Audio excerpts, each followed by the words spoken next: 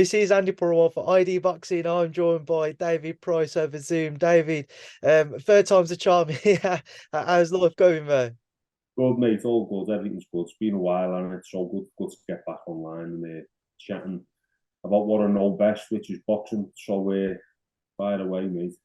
Let's obviously get into that boxing talk as 2022 comes to a close. David, what's been your highlight of it? What's been the most memorable moments for you? I think it's a year's a long time in boxing and in anything really, isn't there? So many good things can happen in that space of time, and you end up scratching your head trying to think of things, and then obvious ones jump out. And obviously, as a big follower of the heavyweight division still, even though we don't have the same passion that I had and the interest in boxing because I'm not in it anymore. I don't really get the same buzz from following it, but I do always keep an eye on it. But the heavyweights, obviously, it was good to see Deontay Wilder fight again. It was good to see him come back, because I thought his last time out against Fury, was unbelievable from both fighters, including himself. And I think he's a big asset to the heavyweight division. So that was a good thing to come out of the year.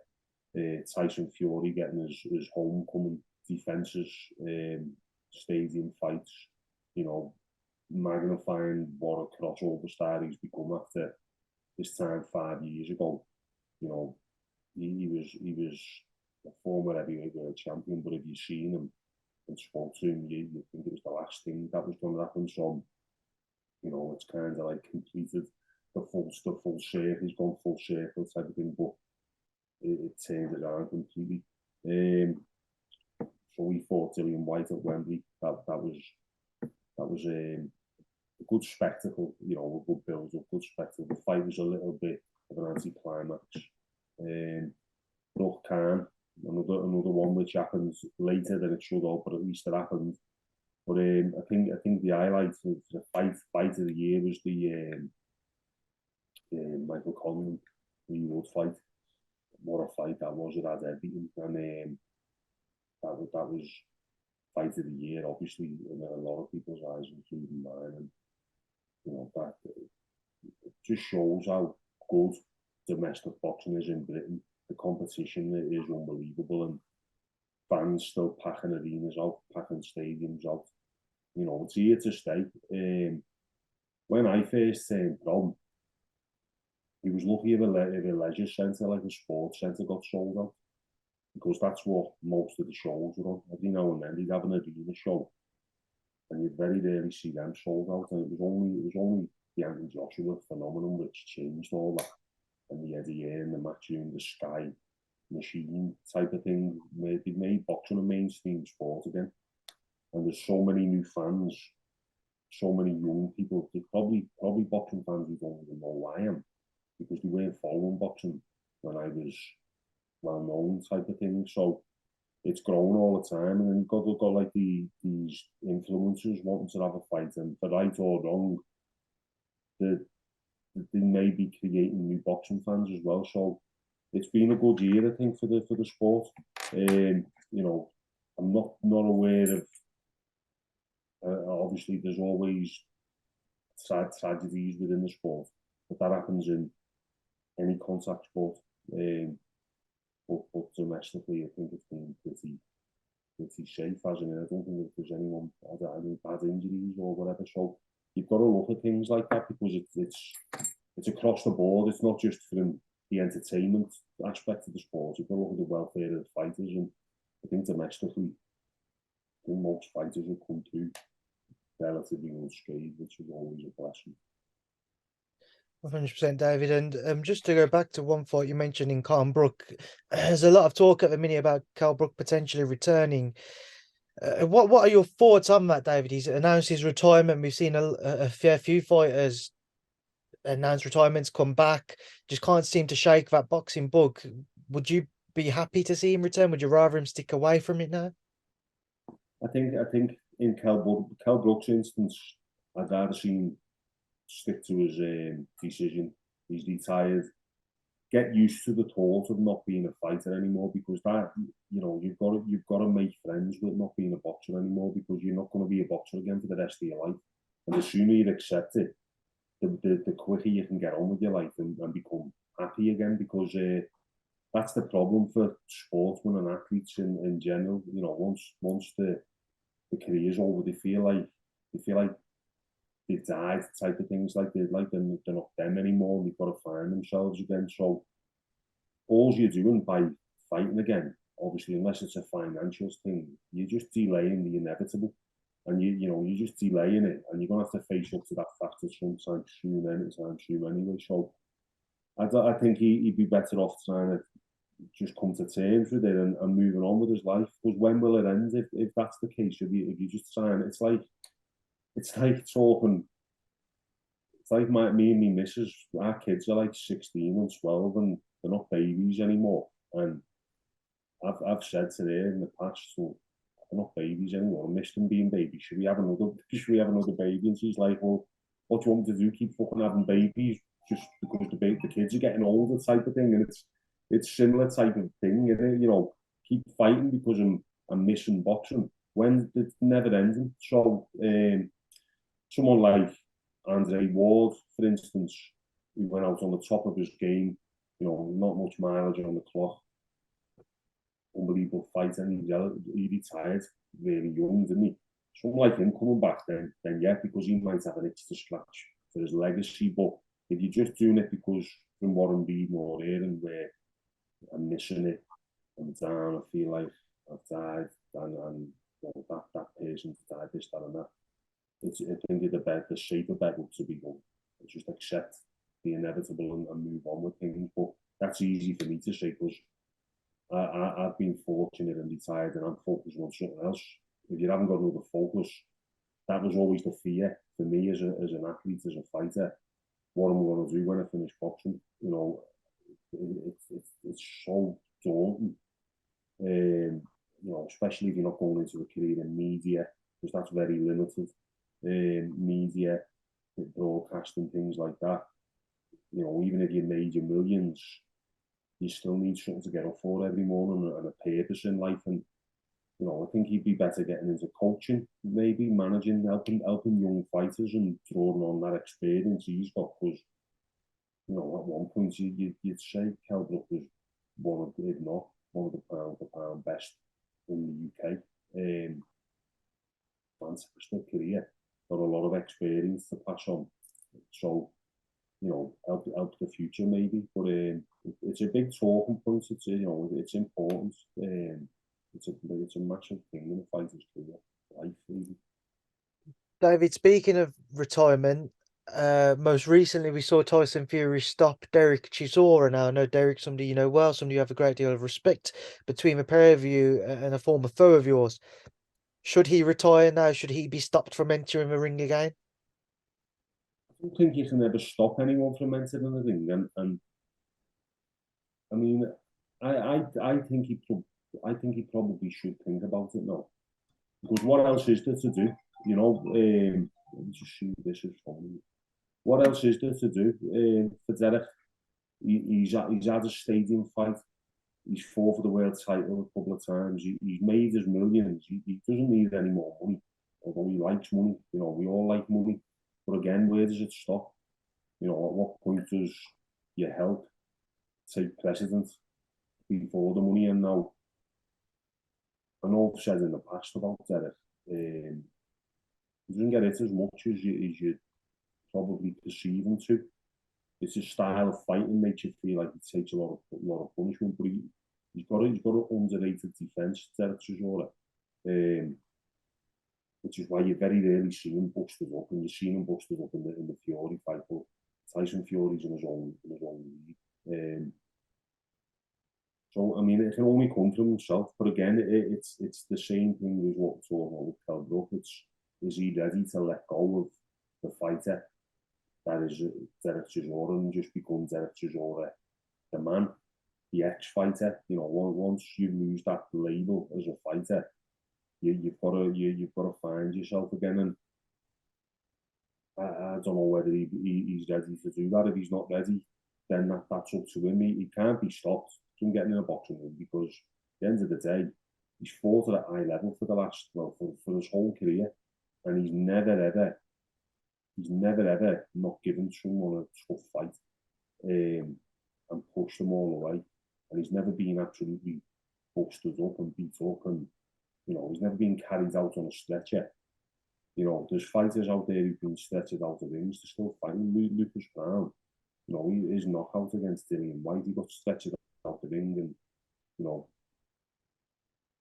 he's still fighting in his mid-40s. People aren't trying to stop him, and he's doing well. He's having a resurgence, which is great to see. Good for him. So it's Derek doesn't come into a category where he's been badly hospitalised type of thing.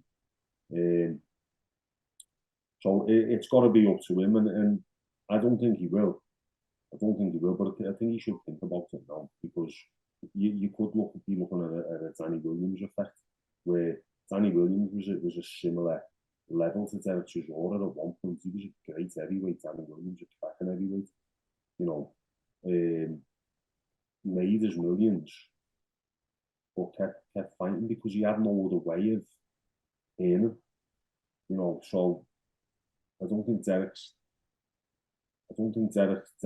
restricted to just boxing to earn money. I think he's got his head screwed on, but we'll see. But there's fights out there. Daniel Dubois, Joe Joyce. I don't think Joe Joyce would stop him. I think he's better most people. Joe Joyce part from the odd couple weeks in that fight. But yeah, it's another one and another talk. But we've been saying this for years about Derek. People have been saying it for years, and he's been involved in bigger and better fights, had good wins along the way, so good for him. But as long as he's all right health-wise, then, it's up to him. Obviously, his last fight was with Tyson Fury. We saw that stoppage win, and he certainly seems to have set up that undisputed bout next year with Alexander Usyk. David, looking ahead to that, Fury-Usyk, your take? Yeah, when Joshua put Usyk on the back foot and tried to use his size instead of standing and trying to be a bit of a chess match type of thing, when he was pressuring him without throwing, he drained Usyk. I felt in the second fight. What Tyson Fury does better than anyone is use his size to his advantage. That's one of his biggest strengths. Like watching him against Derek Chisora, he towered over Derek Chisora. Now I'm a little bit taller than Tyson Fury, but I gave my height away when I boxed a little bit, because I felt safer being a little bit more compact than using my height. I felt a little bit exposed. Tyson Fury just is taller when he boxes than when he walks around. It seems it's like he grows in the ring now. He's an expert at being a big man, and I just think he's a big man. I think AJ could have big man Usyk in the last fight, because he started to struggle in the middle rounds, and I think if he could have pushed on a little bit more, he wouldn't have got that second gear. That second wind in the last 4 rounds. I don't think he can get that against Fury. I think Fury will use that fighting dirty tactic, art. He's got it off to a fine art type of thing. I think he'll lean all over him. He'll fight dirty, and I think he'll win probably could be a bit of a scruffy fight. As mad as it is to say, they're both two the best heavyweights in the world, but could turn out to be a bit of a scruffy fight. And I don't think Usyk, coming from the Olympic school of boxing, has got the same infighting and dirty tactical know-how as Tyson Fury, and I think it's just going to be a Fury on points. Is there any potential in that fight for a stoppage, in your opinion, David? There is potential for a stoppage, yeah. There is potential for a Fury stoppage. I don't think it's an Usyk stoppage on the cards. Again, he might outbox him. Well, I don't even think he can outbox Tyson Fury. I think he's just too big. I just think he's too big for him. It's as simple as that. Like, and I think he could get to him by big man and stopping him late on as well. That's also a possibility. Although Usyk is phenomenally fit and in shape and tough, he's got everything, but it's the size element and the weight. Yeah, it's interesting though, that's for sure. David, away from Tyson, looking at another British heavyweight in Anthony Joshua and what's next for him. He's out, well, he's just come back from America. He was going around with different trainers. Saw reports of him with Virgil Hunter, Derek James. Obviously, he's previously worked with Robert Garcia for that Usyk fight. What do you make of him going through this period again? He did it before the Usyk rematch where he travelled America to work with different trainers. He's doing it again now. What's your thoughts on Anthony approaching this stage of his career like that and not necessarily being settled with a trainer? Yeah, I didn't agree with it before the last Usyk fight. To be honest, I mean he's trying to find answers externally. I I don't think many trainers at this point in Anthony Joshua's career will make him a better fighter. He needs to find someone who gels with him on a work and personal level, in my opinion. You need someone who he just gels with and he's happy to be going to the gym with. Not as his mate or whatever, but I think someone like that will get the best out of him because at this point, Anthony Joshua knows more about boxing than any of them trainers that you just mentioned. He's done more than them. He's better boxer than any of them have ever been. He's spent more times in the boxing ring. You know, he will know more than them. It's about who can bring the best out of him as a fighter, and then like it's again, it's looking for the answers externally, and I think he's trying to make himself feel better by going on these tours, training with different fighters. I've done it to a degree myself when I was younger, but I'm like the best people for me personally were the ones who knew me and knew how to deal with me. Now, AJ might be a fighter who needs an arm round him if he's had a bad day in the gym sparring, but he might need bolting. Only he knows that. Yeah, it's a strange one really, and again, if he holds, 33 or something like that, Yeah. 33, I just don't see how finding a new trainer again, and too many cooks spoil the broth. You know, he's had Don McCracken, who's probably still the best trainer for him. He's had Robert Garcia and the other fella, Angel, in it. Angel Hernandez, is it? Is he still Angel. training? Is he Yes, involved? well, I don't know the current setup, but I don't think he's confirmed he's split with Angel Fernandez. He had him padding him up, didn't he? And he had someone else. He had Angel and Oh, Robert working together. it doesn't work. It's all can only have one master. You just need one head coach, and that's it. And everyone else can just supplement it. But yeah, it just confuses things, and he is a deep thinker. You can see he's a big thinker, but I think he should just go back to his roots. And well, there's probably there's trainers out there who do a better job with AJ than these big names. I'd say he'd be a good trainer for Anthony Joshua, and you might think it sounds mad, but I think because he knows him and he's known him since he's a kid. John Charles, who trains Derek Chisora, I bet he'd do a great job with Anthony Joshua.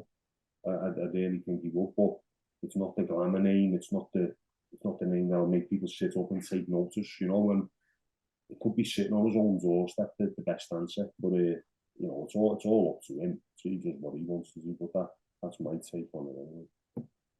So would Don for you be maybe if you was to recommend someone? I know he knows him. He's known him since he was a kid. You know, he's a good trainer of heavyweights. He's a big man himself. Why not? What's to lose? You know, you're looking to go and train in America with these big names. I'm not all for the American trainers. You know, I think a lot of it's bullshit. Just because they've got an American accent and the big America thing and the HBO and this and that. There's a lot better trainers in the UK than some of them Americans. All the Americans are interested in is the money a lot of the time. They just want the money. They don't really care about the fighter. And I just think stick in the UK with someone who's got your best interests at heart and who knows how to get the best out of you. It's an interesting point you make there about money, David, because I spoke to Shane McGuigan about whether he would ever be interested in training AJ, and we raised the point of because of the value AJ brings with every fight, there's obviously big money involved, and with that a cut going to the trainers and managers and what have you. Do you find yourself having certain trainers who might take the job on because they know the financial benefits there? He said, if that's the case, why not, go and do a no win, no fee basis? No win, don't take your cut. Yeah, Would you say that could be something that could work? yeah, it's an interesting theory, isn't it? You know, but obviously I wouldn't be comfortable doing that as a fighter. But it would be a show of commitment from the trainer. But no trainer can promise victory for the fighter. All he can do is promise that he'll get them in the best possible shape mentally and physically, and give them the best advice to win the fight. And then it's down to the fighter. So, but I can see where he's coming from. The theoretically it makes sense, but the reality of it is that ain't happening. But you could the easiest thing to do is go, look, I'll take a small percentage for this fight, next fight, that type of thing. Like a bit of an increasing percentage is the fight. A bonus structure for performances, for wins, things like that. But yeah, it's the value that he brings, isn't it? The pound signs in people's eyes. But yeah, someone who knows him. Honestly, why not on Charles? Why not? Yeah. Don's obviously just coming in for a bit of criticism at the minute for the Derek Chisora fight. A lot of people felt that maybe he could have thrown the towel in any earlier with Tyson. Did you see that in that fight?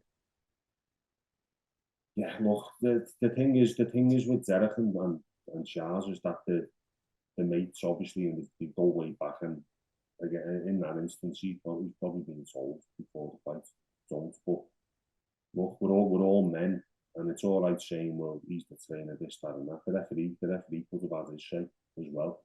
They probably had a personal agreement before the fight, and that was that. But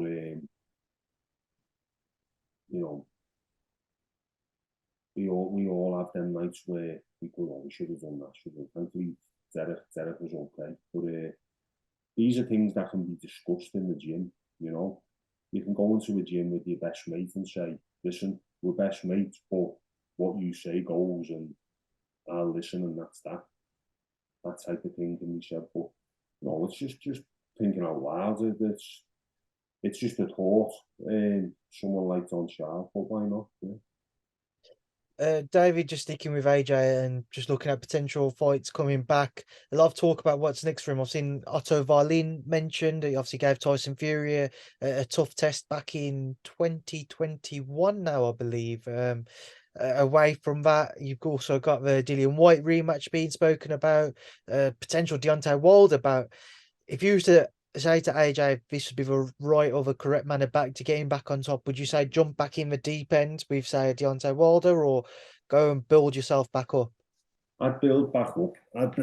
He's had two. He's lost his last two fights, and one more defeat could spell disaster for him.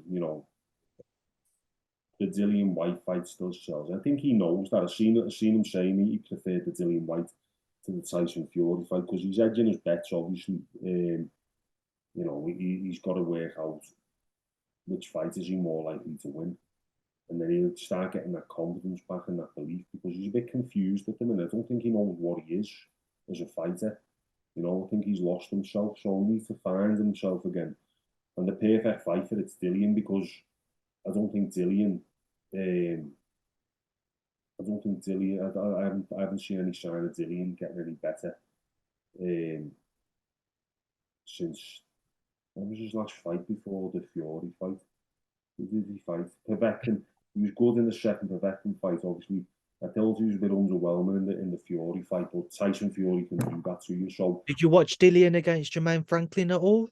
I seen bits of it. It looked a little bit laboured, but there could be reasons for that. I'm not sure. It looked a bit laboured though, but it could be the right time for AJ to go like we'll do Dillian again. I mean, obviously he'd be going in as the favourite, even if Dillian was in top form in his last fight. But he might have seen that and thought, right, let's take this one now. Because look, the first fight with AJ and Dillian, I thought it was a great fight till it ended. It was really competitive, although initially it looked like AJ was battering him. Dillian was taking his licks, and then obviously he wobbled him. And it was just that 7th round which turns everything on its head. So it's a competitive fight. It's a good fight. I think it's the no-brainer, that one. And then he can have that, and then he can look at fighting maybe Fury, Wilder. You know, there's loads of big fights out there. There's loads of big fights. There's a lot of good fights out there for AJ and all them heavyweights at the top level. I just hope they all fight each other, because they're all getting to the age now where it's do it now or never. You know, let's all fucking fight each other, because otherwise it's a wasted era, really. That generation's being wasted. I mean, but just on a potential Joshua Wilder fight, I don't anticipate we'd see that until maybe middle to late next year, if we were to at all. But there's been positive talks by all accounts that we could see that take place. So on that front, you know, people have questioned kind of the mentality and the mental state of both Deontay since his losses to Tyson Fury, even though he's come back with a hilarious knockout, and Anthony Joshua on the back of his defeats to Alexander Usyk. So who would you favour if they did share the ring next year? I'd have to say Wilder. I'd have to say Wilder. I just think he's less emotionally damaged, especially after his win against Elenius. You know, it was back to normal for him. It was just back to business. Whereas I think Joshua was more of a thinker and more pressure on himself to perform. He's a perfectionist, and it's a terrible trait to have as a sportsman, because you can say I'm a perfectionist and that's good because I want to be perfect, but nothing less than perfect satisfies you. That's when it becomes a problem, that you're never satisfied and you're never happy with your performance, things like that. Wilder's so he's almost raw still. He doesn't care how it looks. It's about getting the job done functionally. And I think that'll tell in the fight. I think he'll let his hands go more and be less tentative, and that'll be what wins the fight. David, just picking that back up there, was about to time out on the other Zoom meeting. One thing I've never spoken about, just a final one to end on with AJ, is your past sparring experiences with him. It's obviously been spoken about that you stopped him in sparring. So can you just reflect on that for me? Yeah, that was years ago. That was like, I think I'd had about 6 pro fights, and he was a couple double ABA champion, I think, and I went up to Sheffield because I was on my first 10-round fight. I went up and always struggled for sparring, so we got sparring with AJ and Big Fraser. He was like really novice at the time, so just mixing the sparring, but you could see Joshua had something about him.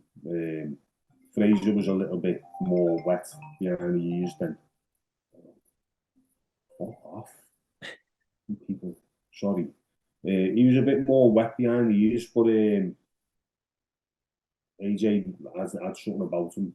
And anyway, just caught him with a big right hand, and down he went, and he had to get out up type of thing, and ushered out the ring. And it was no big deal to me at the time, and it was no big deal, no shame in that happening to you if I hit you. Especially at that time before I had a couple of little hand injuries which hampered me later in my career. So, and I never ever mentioned it until I started getting mentioned as a potential opponent for him in 2016. It was when he fought Eric Molina. So I was in the IBF top 10, so it could have been a voluntary defence for him. And I was calling for the fight, and people were laughing, at the thought of me fighting him. And that's when I thought, I'll spill the beans then and let people know that he isn't indestructible. Because at that time, people thought AJ was the Terminator and he'd never ever be hurt, or it was all this new generation of fans that we were talking about, and I just thought to let the cat out the bag type of thing. So I did, and only for my own benefit, not to try and put in down. It was to try and gain something from it myself, but it didn't work out anyway. We didn't get the fight, but that was it really. That was what had happened. And I've read more recently that he'd spent the night in jail the night before. So it's a good story really. It's a good story about sparring stories, because people do want to hear these. It's like the unwritten code in boxing: don't sparring stays in the gym, but the fans like to hear what happens behind the scenes, and you can let it out later on. Definitely let it out later on. Maybe not during a training camp or whatever. But when you're retired or when you could be fighting each other, you can let the cat out the bag then, like. Oh, well, David, you've retired now, so is there any other sparring stories you want to share with us? Um, no, do you know what? Off the top of my head, I'd never really flattened that many people in sparring. I just didn't. The bigger gloves, the head guard, and I never really tried to hurt anyone badly in sparring. But no, I haven't actually. Top of my head, I haven't anyway. I might think of some. I've had God knows how many times sparring sessions I had throughout my career, amateur and pro. I probably forgot half of them, more than half. But some good wars in the gym, like some good sparring sessions. I've good sparring with David A. When I first turned pro. Great sparring with him. So I had good spars with as well, and Dave Colwell's gym always used to spar with Tom Little. I had some good gym wars with Tom. Tough bastard, like, and Bellew, when we were amateurs, had some great spars. Um, the hardest sparring was when you'd be going to international tournaments and be put you on a joint training camp, and you'd literally be fighting every day in the gym with whoever was there at your weight from the other country. Oh, mate, it was fucking tough. Honest to God, I couldn't wait to turn pro to get away from all that. Because every time in the amateurs, every time you fight, you're fighting the number one or number two, whichever country you're fighting. And I thought, fucking hell, give me a journeyman for a few fights, will you, and let me just take it easy for a bit, you know what I mean? That's why, like, the likes of Joe Joyce and fighters who boxed in the WSB, they've already had quite a bit of pro experience at a high level. So don't be fooled by the lack of contests on his pro record, because they have had pro fights elsewhere. David, Joe Joyce was a man who I wanted to come on to next. What would you like to see for him in 2023? A lot of people are keen to see him mix it with the top heavyweights now, and people feel, I've had a lot of people suggest that, with the exception of maybe Deontay Wilder, because of that right hand, they think that he could beat Alexander Usyk and he'd give Tyson Fury his toughest test. Where does Joe rank for you? Who would you like to see him mix with next? Well, I agree with that statement you've just made. I think he'll beat Usyk, and I think he'll give Fury a tough test. Maybe even beat Tyson Fury. It's a big ask, like, but if anyone can do it, he's the only man who I think. And I've been talking about Joe Joyce since he turned pro. He would have been my worst nightmare as a fighter, and not just me, most heavyweights, but me in particular. I wouldn't have liked to have fought Joe Joyce. Fucking nightmare. And I'd try my best to knock him out.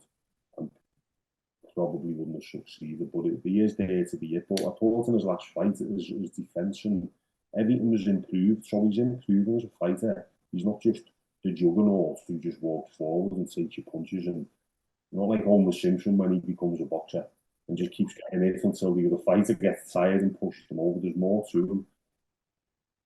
As for fighting top heavyweights, I think the fact that he's already beaten Joseph Parker, Carlos Takam, he's fought good heavyweights. Who else is there to fight? There's no one else in that level to fight, apart from your Fury, your Joshua, your Wilder, and Usyk. Who else is there that you can? I don't think Dillian White will fight him. I don't think Dillian would want to fight him. So I don't think Derek would want to fight him. The only way you can go is a title shot against one of the ones you've just mentioned. Then so the most likely one out of them is whoever he's mandatory for. which is Usyk, isn't it? Is that right? His man, Yes, Usyk, but if he fights the what's it called, undisputed with Fury. then he's just going to have a tick over fight, and that will be frustrating for him because he'll put off fighting Joe Joyce till the cows come home. He will but he's developing his own following now, and he's got his own fan base, so he's going to become a big name in his own right instead of I'm here now, I've earned my shot, give me my shot. What you want is people to get on the bandwagon with Joe Joyce and give him that following, and then he'd be able to go to the table with more than just the mandatory spot. That's what I'm hoping. So if he can't get one of them big fights, just keep getting them in and knocking them over type of thing. Just if you was to picture Joe against Deontay Wilder or Alexander Usyk, just break both of those fights down for me, please, David, because they're so interesting to imagine. Yeah. So Usyk, obviously, I think it'd be the similar situation with the Fury fight. He'd have to he'd start slow against Usyk, obviously, and try and box him. But after a little bit, he'd taken his licks type of thing, and then he'd just have to go into this gear that he's got where he's like a dynamo. Once he starts throwing, you think he's going to stop, and he's not. And his punches are clubbing, he's heavy-handed. And I think it would be a weird Usyk down type of fight because he's not going to outbox Usyk. Fury, yeah, possibly outbox Usyk, but Joe Joyce is just going to have to big man and use them attributes he's got really. But I think he could get to him late on. Definitely think he could. Wilder, as big a puncher Wilder is, that's the most fascinating fight of them all, isn't it? Because it's like the iron chin against the iron fist, and which one will survive. But I think the little slight adjustments that you've seen in the last fight against Parker with Joe Joyce, I think defensively, if he can just move his head just to take the sting out of a little bit of them shots of Wilder, then he could break Wilder down because he's heavy-handed in his own right. But it's effortless. It's effortless with Joe Joyce. Good body puncher as well. They're both fascinating fights, but I think his improvements, what you see is what you get now with Deontay Wilder. The interesting thing with Joyce is that he's still improving little by little. And that just spells a little bit of trouble for someone like Wilder, because he's got that big right hand and not much else. And he's a fantastic fighter and great to watch, but you need more than one thing to beat Joe Joyce. You need more than that. And I think he could do Wilder. David, just before I let you go, there's two topics I want to touch on before the end of this interview. One being a fight, January 21st, Chris Eubank Jr. and Liam Smith. I know you know Liam well. Liam moving up in weight up to 160. How does he fare in that fight? Who comes out on top?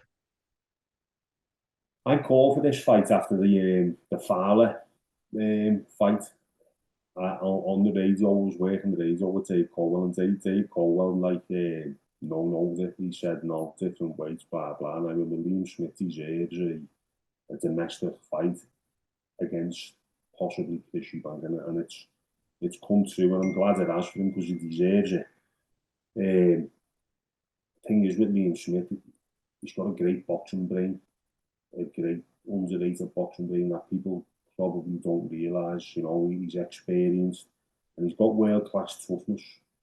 So apart from the George Groves fight, and obviously he's fought Billy Joe Saunders, different types of fighters than Liam Smith. Who else has Chris Eubank beat at the top level? At the top of my head, I'm not questioning those credentials. At the top of my head, I'm trying to think.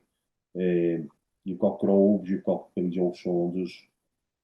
Best win was probably on name wise was probably De Gale, but obviously De Gale was at the end of his career. I think he was at the end of his career, yeah. So different types of opponents. Sorry, mate, I've got people phoning me for work.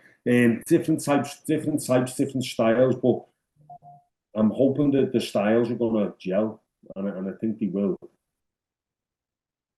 But I think Beefy can take Eubank's best shots, and it's a fascinating fight. It's a fascinating fight.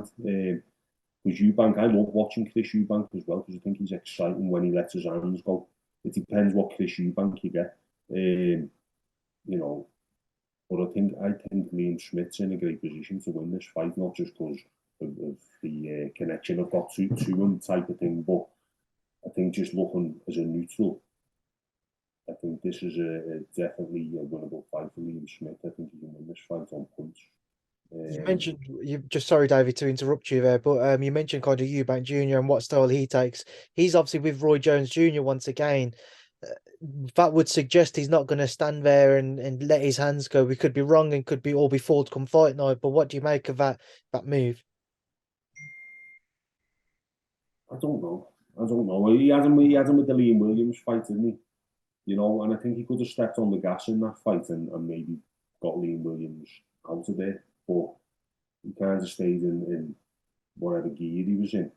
I don't think he'd be able to do that with Liam Smith because Liam Smith will make him work for every minute of every round. So he will have to let his hands go